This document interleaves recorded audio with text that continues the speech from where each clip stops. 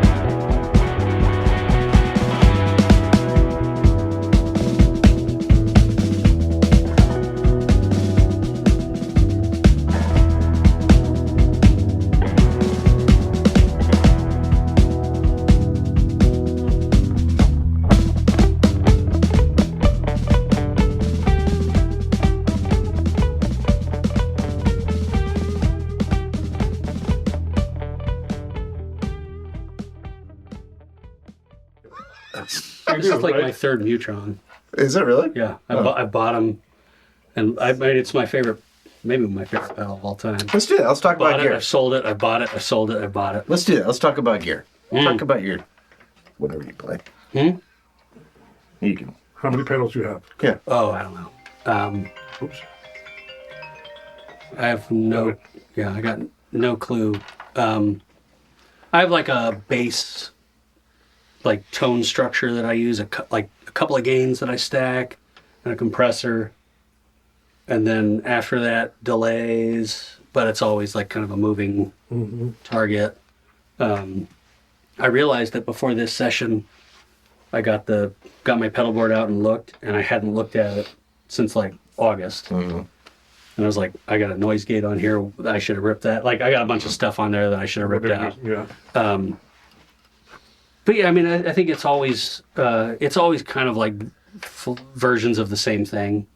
But one of my friends was over not too long ago, and he was looking at my stuff. He's like, you like the old school stuff, don't you? Like the vintage pedals. I said, yes. Yes, I do. Because he's like, I think there's a whole like school of kids coming up who are learning to play. And there's a lot of really cool, like modern pedals, like digital stuff and even modern analog stuff that's really awesome. But usually the thing I like is the one from, 1972 that I heard on the Pink Floyd record or whatever. You know, like that's just the stuff that I like. It's the sound in your head. Yeah. Stuff, right? I find when those guys have, maybe you have this experience too, those multi-effects pedals, amp modelers and all that stuff. Sometimes, like the bassoon player in my band has one of those, and he really uses it to harmonize and etherealize and all kind of stuff.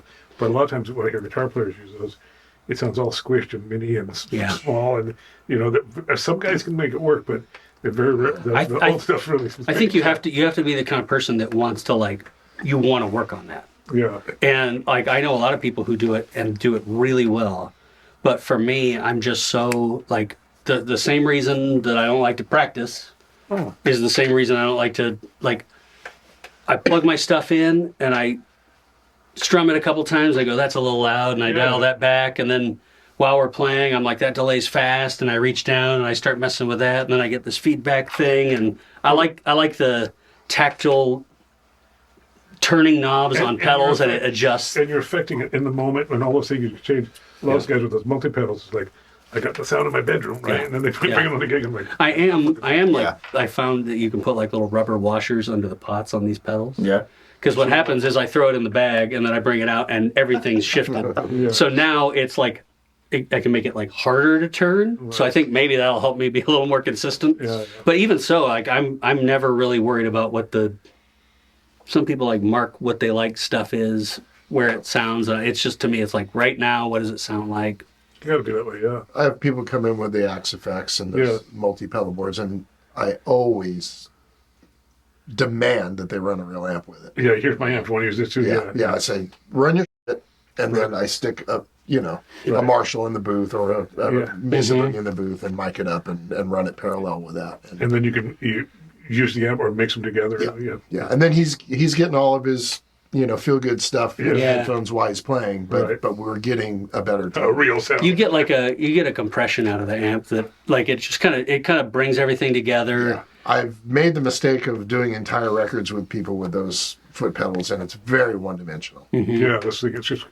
Yeah, everything kind of sounds the same, sits in the same spot. Right. There's no dynamics and to it. I think maybe it's just because maybe I'm just old school and can't learn, which is totally possible. But I know how to make it. I feel like, for me, what I'm listening for, I know how to make my stuff sound good through an amp. Yeah. Right. And as long as I like what's coming out of there, then it's your job to capture that. Yeah. And so that's always been my thought is I can make it sound good to me, and then someone else's the job. drums. I remember recording here, and if I'm not mistaken, I recall you coming out to hear what the drums sound like before you go back and mix it. Yeah. I've been in recording studios where a guy says, don't worry, I know how to get a good sound. Yeah, you haven't heard my drums yet. Yeah. You know what I mean? Well, it's because they're going to probably sound replace everything. Yeah, probably. Yeah. Use them as triggers. Yeah. And I've even been in a studio. This was many years ago. Guitar Showcase had a studio in San Jose. And we did record with this guitar player. And the guy was like, can you take the bottom heads off your toms? Because I don't want anyone to put a mic up in there, right? I'm like, no.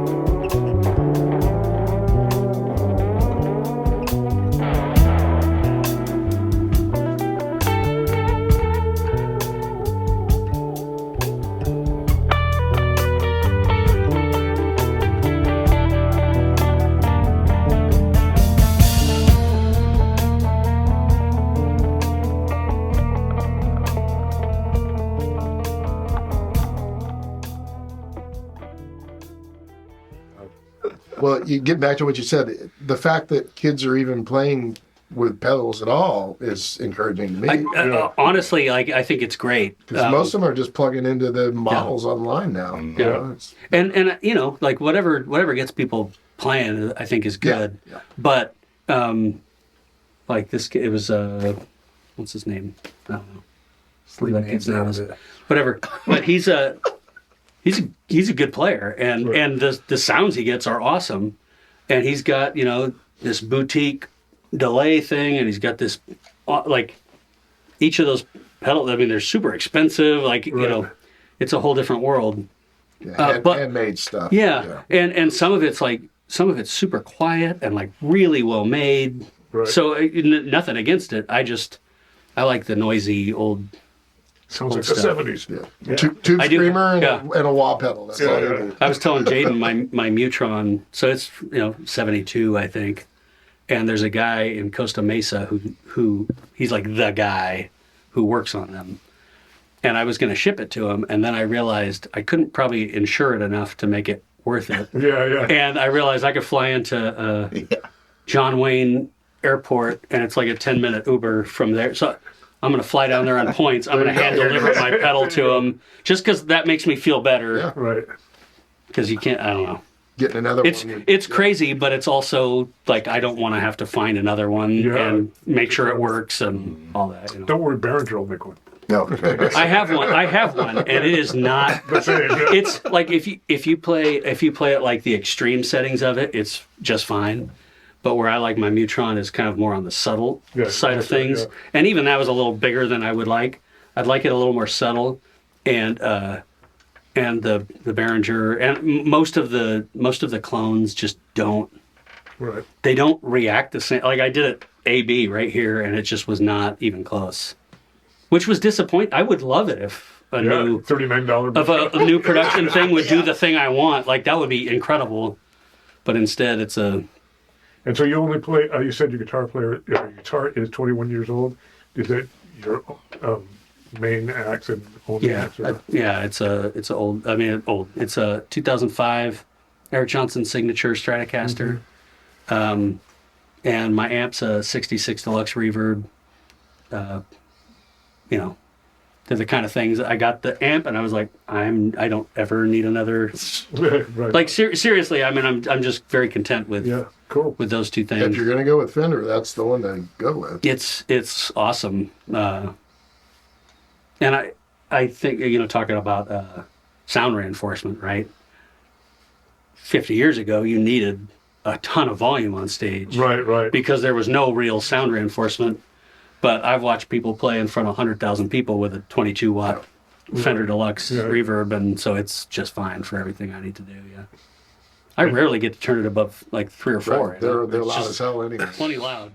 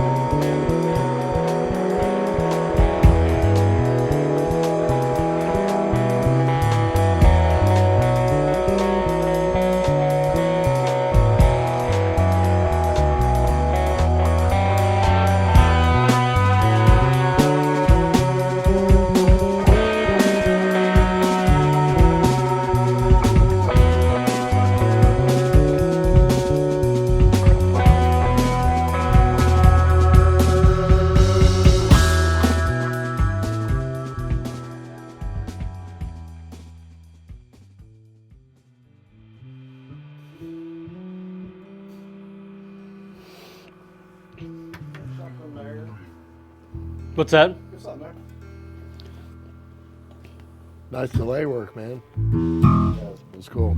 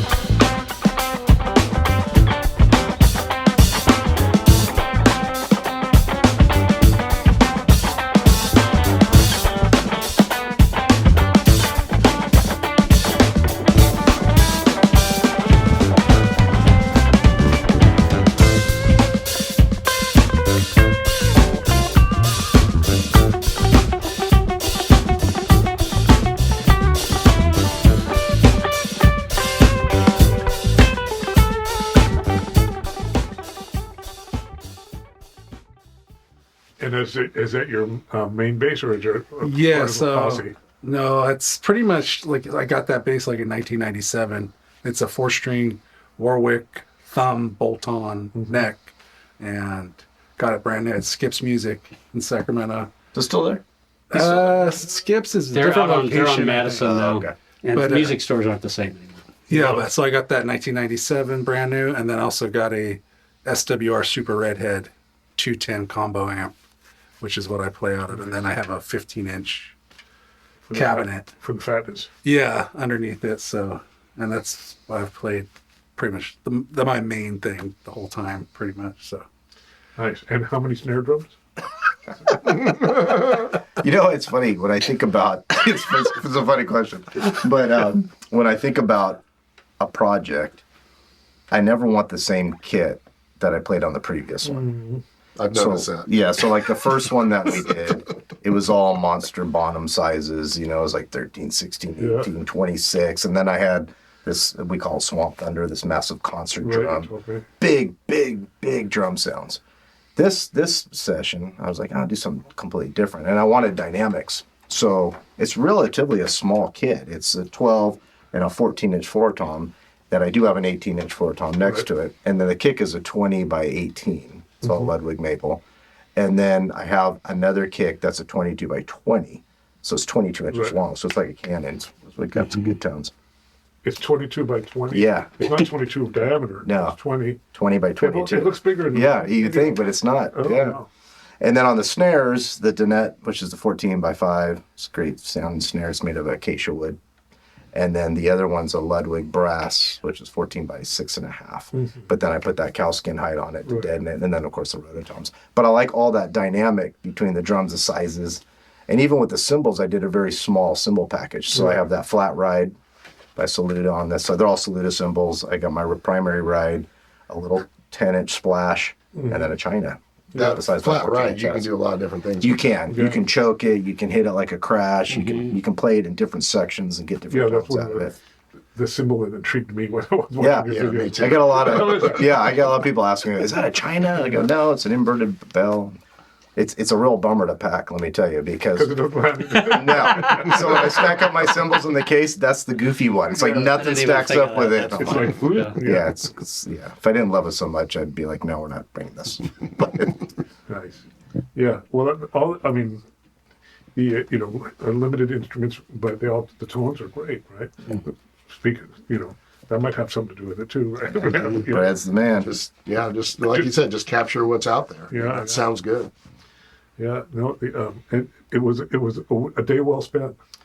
What I love about coming into here with Brad is, like, we're pretty minimalist. So I want what we're hearing in there to be what the Yeah. listener That's the hears. point. Yeah. I don't ever want to play something and then hear it come back all processed and edited. I'm like, yeah, it sounds amazing, but that's nothing what it sounded Right. like. Some people want that for obvious reasons. Yeah. We won't talk about that. But like for this stuff, I mean, Brad will send me some preliminary mixes, and I laugh because I'll have that thing already up on Spotify, and he's emailing me back going, "Were you happy with those mixes? Do you need me to tweak anything?" I'm all go, "It's already published. Yes. Yeah.